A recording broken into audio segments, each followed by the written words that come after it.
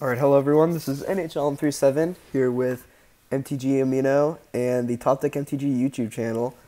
Um, and I got something a little special for you today. Today, I'm going to be drafting and playing some Vintage Cube with y'all because Vintage Cube or Holiday Cube, whatever you want to call it, is freaking the funnest thing ever. You get to draft these insanely powerful decks and it could be a lot of fun. So let's see what we got here.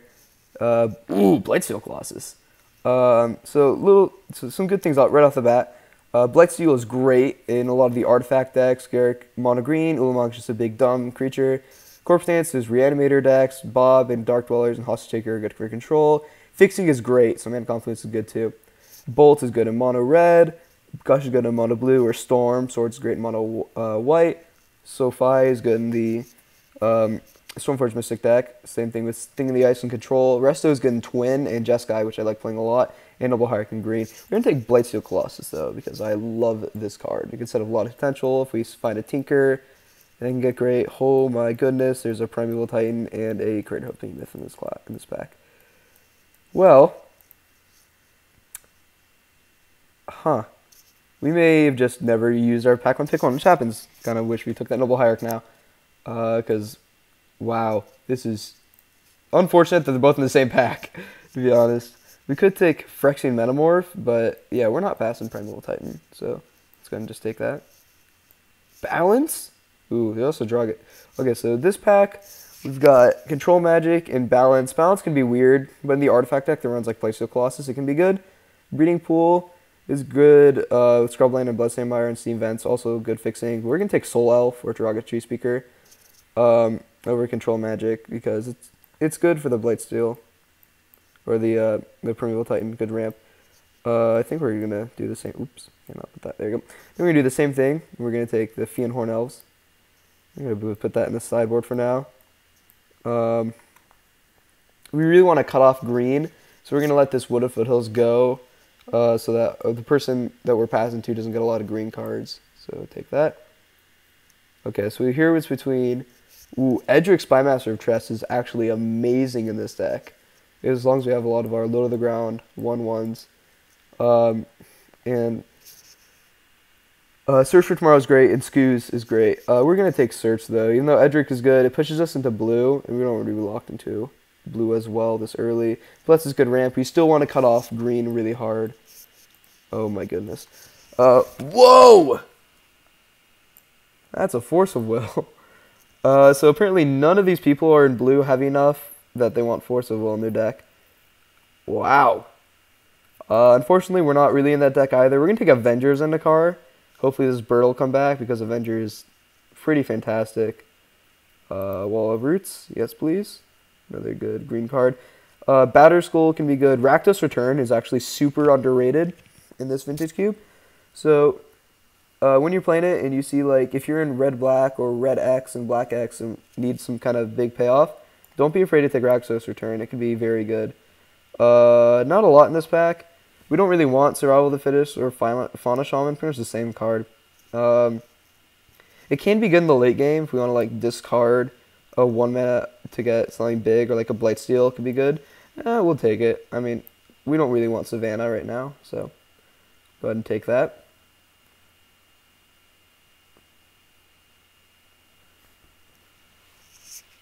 We haven't seen a lot of red come around, so maybe red can be seen as open, so definitely not moving into a red deck.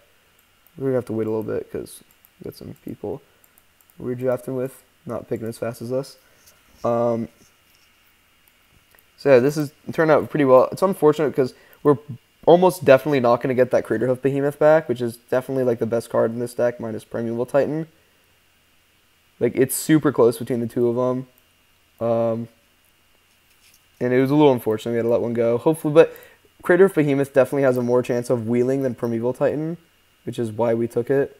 And really why we want to cut off green so hard with these 1-mana cards, because the person we pass to will probably take it. And we want to cut him off of green as much as possible so he doesn't take it during our pack and the next pack. Blightsteel Colossus we can still play. So, yeah. It's definitely not ideal, but yeah, we didn't get it back. We got, oh, it's in the next pack, actually. Garrett came back and Noble Hire came back, which is a great sign that this Noble came back, because that means that nobody else is really in green, at least the first time around. Whoa!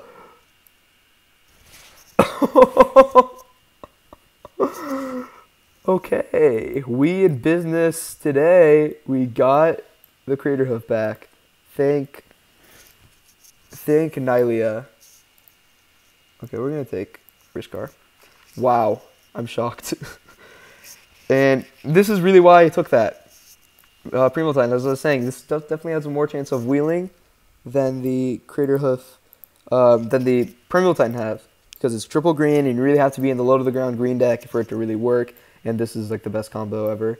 So yeah, that could not have worked out better for us, I think. Wow, that was huge. Woo! This draft has turned out pretty good so far. Let's take Mirari's Wake, I guess. Probably not going to play it. Sphinx or Skoos. We're going to take Skoos. Better. Westville Abbey is actually perfectly playable in this deck. We did not get that Birds back, worth noting. Wow. It's like nobody's in the Red X deck. Or is bold enough to try Rakdos Return. But this card is very good. Also, if you're in the Artifact deck, like the Grixis usually, with like Tolarian Academy and Blightsteel, Rakdos Return is great. It's a good mana sink. You get your opponent empty-handed really fast. That's more important than the damage part. Also, speaking of empty-handed, Mind Twist is great for stuff like that. And this pack is not great. There's Karn, which is probably what we're going to take. It's like there's a Mind Twist too. Mind Twist is insanely powerful. We really don't want to splash black. This is really a deck that profits on mono green, especially with cards like Creator Hoof Behemoth. So we're going to take Karn. It's a good late mana sink. And Oath of Nissa and Garrick for Larlos aren't great. Garrick's probably going to come back. There's a Signet, but not in our colors. Signets, as long as they're not in their color, can be good, but right now they're not. How's it going, Zeeble? Welcome to chat. Welcome to the stream. Hope you're enjoying. Yeah, the Karn Father is pretty amazing. And now our tactic of cutting off green hopefully worked. And they'll pass us all that sweet, sweet green. Looks like he's taking some time with his first pick. There's probably like 2 pieces of power, which would be great. I've had packs before where there were 2 Moxen, or a Lotus and a Moxen, or a Time Walk and a Moxen. That's always the worst. Okay, so this pack, there's the Vinrose Disc, which definitely we don't want in this deck. Some green duels, so if we want something to splash, that could be good. There's some good Storm cards like Tendrils and Foff. I like drafting Jeskai a lot. Electrolyze is great. Mana Vault is insanely good. Like insanely good. This is definitely one of the best cards in the cube. However, there is a card in this pack that's way better for us, and that's Natural Order. This card's so good. Being able to like sack a 1-mana elf, 1-mana ramp creature to go get our Creator Hoof Behemoth or Avengers Zendikar, Primeval Titan is huge. Definitely, I was about to say we wanted to see that. It's unfortunate we had to get rid of Mana Vault, but man, that is insanely great for us. And maybe if we didn't cut off green in pack 1, we wouldn't have been able to, like, we may have pushed him into green a little bit, and he would have a lot of those maybe 1-mana elves and would have taken the Natural Order. So definitely important that we got that. All right, this pack, some really powerful cards in this pack. There's Mana Flare, which is really good for Storm, Ashiok or Splashiok. If you're in a blue deck or a black deck, this card is definitely worth splashing, hence the word Splashiok, as it should be in all those decks. Garrick's not bad, but not great. Mystic Confluence is amazing if you're in any kind of blue control deck. Red of Flame's good for Storm, but it's a pretty easy Oracle for Moldiah for us. Alright, this pack, we got a few options. We can take Sylvan Caryatid, fetch land like Misty Rainforest, or Manglehorn, or even a Signet. Signet's can be a good ramp.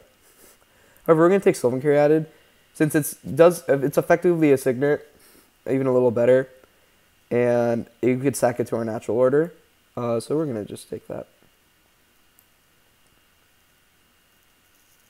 Alright, so this pack, there's a Eureka, and we got some memes with this card. So, starting with you, each player may put a permanent from their hand on the battlefield. So we could, like, put Karn and Craterhoof and Blightsteel and, like, Avengers on the card into play. But then our opponent, like, puts an Emrakul into play, and we get a little sad.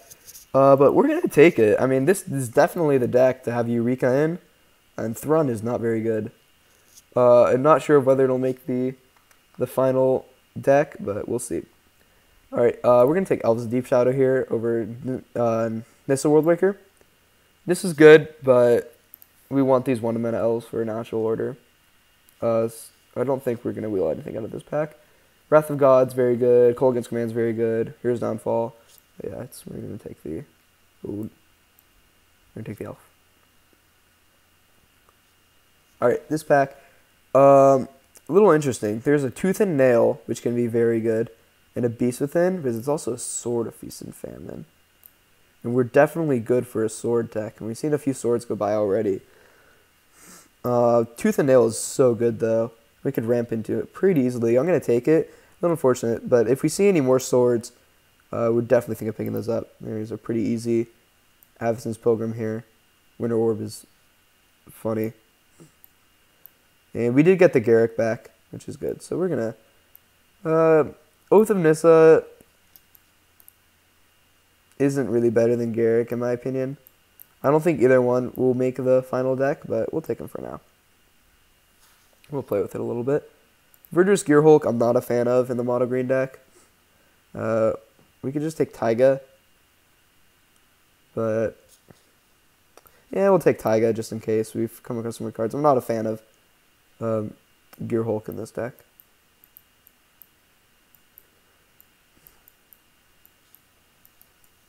No 5-drops.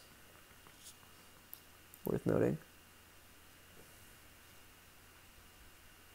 So after pack 2, this deck is looking very powerful. If we're looking at cards to cut, I think Survival of the Fittest is might get on the chopping block, as well as Garruk Relentless, maybe Eureka. Maybe Blightsteel Colossus too. It is great, but I don't think this is definitely not the Blightsteel Colossus deck at all. I mean, yeah, we could ram into it, but it's 12 beta, so I don't know about it. And we can't get it with natural order. It only gets a green creature. Really looking for something like Nasty Terastodon, and stuff like that. Big green creatures.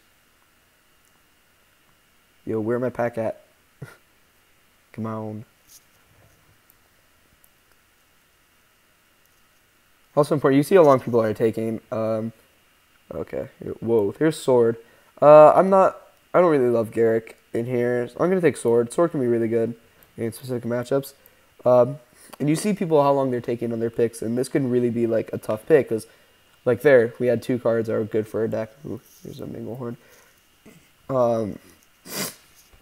And yeah, we'll take the run now. And it can really come between like 2 cards, and those cards are stuff that can make or break your deck. Whoa, we got Nissa back. Sweet. That is definitely making the final cut. I'm just going to go ahead and cut Thrun right now. Thrun is not very good. Minglehorn is actually really good because there's... Ooh, Green Duel.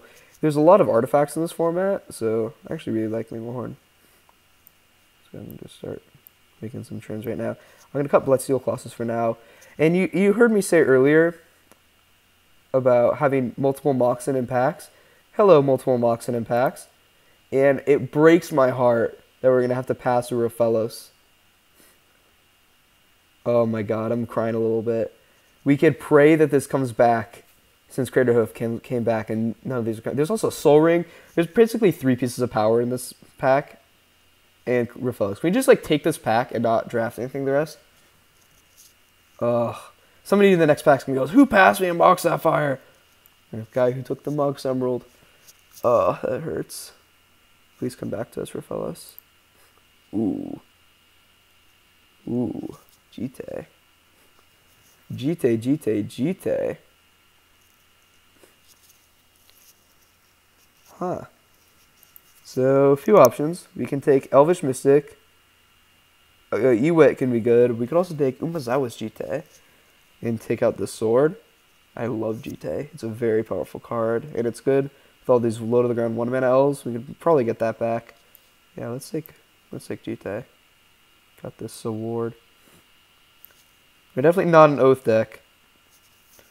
Where are my green cards at? I'm going to take Nature's Claim for the sideboard. We could take Sword of Body in Mind. Yeah, let's just do that. Not a lot for us in that pack. Okay, well that's a Green Sun Zenith. Man, this pack is really powerful. There's a Wall of Blossoms, Mole Drifter, Tyrant's Power was insane in Storm. Vraska is really good. Ajani Vengeance great too, but pretty easy Green Suns here. Alright, that's a Sweet Arbor Elf. Mindslaver's good, not great. Progenitus we can actually get off natural order since it's green, so we'll be looking for that to come back on the wheel, just in case. Goyf and Song are okay too, but it's a pretty easy 1-mana elf. Cutting cards here. We're gonna go ahead and cut Eureka. We're really just not the Eureka deck.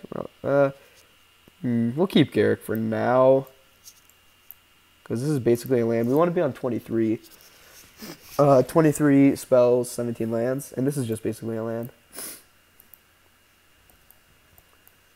Yeah, so there you got to see. You saw it here. Saw it here first. It's possible to get 2 Beasts of Power in 1 pack, and then you make the person you're passing to very happy.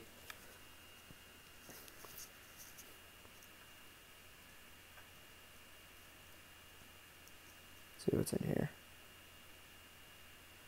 Well, that's a card. This is definitely the opposition deck. It's a little unfortunate that we see this now and not a few pack 1 or pack 2, because I would have definitely pushed this into Cynic. We're gonna take it. I don't think we're gonna splash for it. Sometimes I will splash for it, but our main deck is so powerful. I don't even think we need it. Well, there's Leovold. That's pretty good. Deathbite Shaman's okay. Awakening Zone is okay. Awakening Zone is really good if we have a card like Skull Clamp. It also is good with opposition. Whoa. Sorry about that. So let's just take Awakening Zone and hope that we get some better cards. Really hope that Raphaelos comes back. Man, that was agonizing seeing an on-color Mox and Raphaelos and another off-color Mox and Soul Ring all in the same pack. There is an argument to be made about taking Raphaelos. There's definitely an argument there, but I was saying that Moxen, all power minus Time Twister, should be taken. Even Time Walk and Ancestral should be splash for in blue. Like, if you're not in blue, splash for it. Like, those are all cards that just should never be passed unless there's more than one, which was in our case. Yeah, these cards are just so powerful. Being able to play 2 drops on turn 1 is insane. But yeah, there's definitely an argument for taking the Raphaelos. Let's just hope it comes back, because it's only good when you have forests, and there's really just nobody else in green, from what I can tell.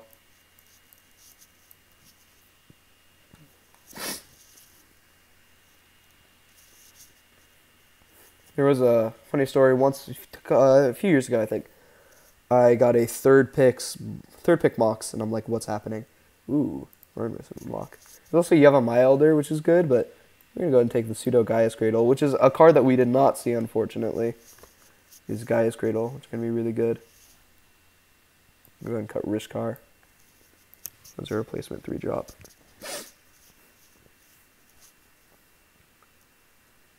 And we have these swords in the sideboard, so let's say we're playing the Mirror, we're playing against another green deck.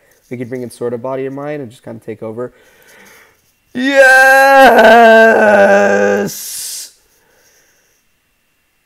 Sorry. As I was saying, we bring in Sword of Body in Mind and kind of take over playing against a red or white deck. We bring in Sword of War and Peace, but oh my god, we wield the Raphaelos. So that confirms that there's nobody else in green. Wow. Wow. I did not expect that to happen. So now we're cutting Garrick. That's insane. Raphaelos is like one of the biggest payoffs for the green deck. Tap to add green or mana pool for each forest, and we're going to be playing most likely 16 forests. We could play Westfield Abbey.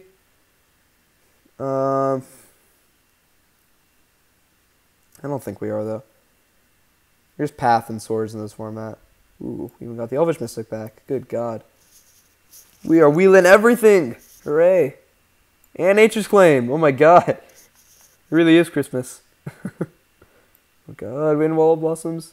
Actually might be playable. Whoa! Take Song of the Dryads. Some nice removal. I may play that. We're not going to play that. We can bring that in against decks that warrant removal.